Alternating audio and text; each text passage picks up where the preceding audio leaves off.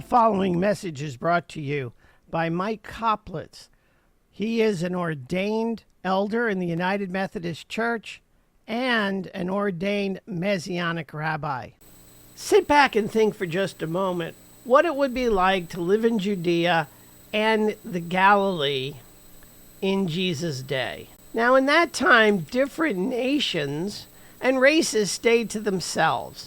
For example, Jews and Samaritans had a long-running feud, and it was rare that a Samaritan would help a Jew or a Jew would help a Samaritan. Jesus traveled to Samaria, and we have some good stories of what happened there. It's no mystery that his disciples did not understand when Jesus helped the woman at the well to draw water. He was breaking several cultural norms, and the fact that he was helping a Samaritan woman really bothered those disciples. They learned about loving one's neighbor from that encounter. Now, the three commandments we find in Luke chapter 6, verses 37 to 38 about judgment, they're very interesting. They are an expansion of Jesus saying that we should love our neighbors. In verse 37, it says, "Do not judge, and you will not be judged." It continues with, "Do not condemn, and you will not condemn." And it ends with a statement about forgiveness.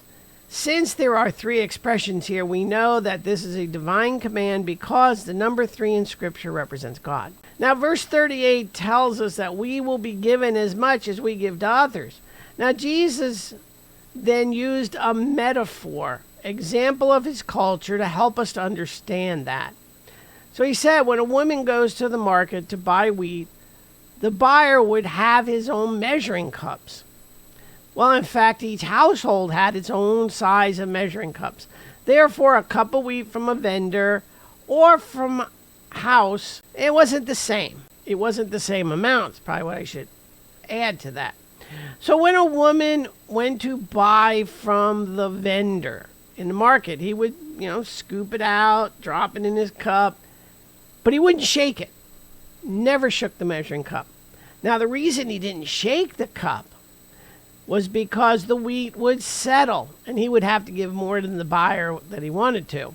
Therefore, in a way, he was kind of cheating when he said he would give a full measure of wheat for a certain amount of money.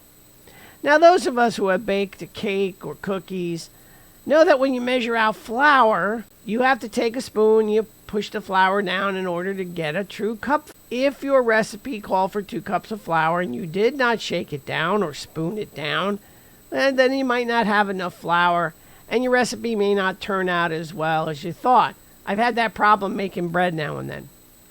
Well, Jesus, he's saying the same thing's going to happen to us. So let me tell you a quick story. There was a church which on a Sunday before every Thanksgiving had a food drive for the local food pantry. Now, people brought in cans and boxes and other non-perishable foods, and the pastor would bless it at the worship service. Next day, the food was packaged into boxes to be taken to the local food bank. While it was being packed, one of the packers noticed that several of the items were sort of past their expiration date.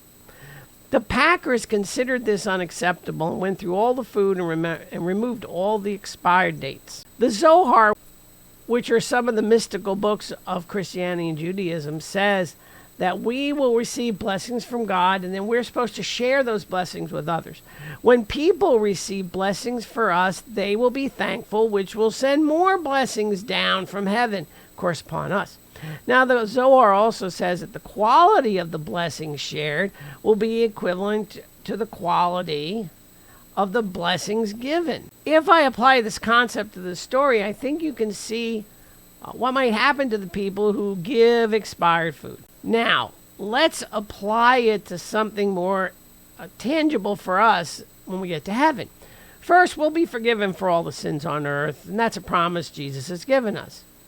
A question is, will you have heavenly treasures which Jesus told us to store up? So, using expired food as a metaphor, think about what it means for a person who gives expired food. They're not maybe going to get the best that the Lord has given to them. Let me say it again. They're not giving the best that the Lord has given to them. Of course, they'll be forgiven for doing this, but what kind of treasure did they just store up in heaven? Therefore, it might be wise to think about the treasures that we store up in heaven by the actions we do on earth. I'm going to use part of a joke about getting into heaven. Imagine that your treasures in heaven you earned determine the car you get to drive on those golden roads in heaven. Which would you rather have? A Rolls Royce or a Ford Fiesta without air conditioning?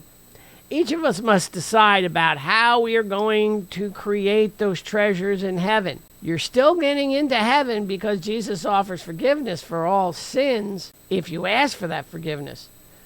Jesus thought it was important that we store up treasures in heaven, and that's based on what we do on earth. A reason for us to be on earth is so that God can see how much we trust and believe in him. Therefore, believe in Jesus and his words and actions, because that is the ticket to getting in heaven and getting the Rolls Royce. Thank you for listening to this message. I hope it blesses you in some way. And as always, Shalom.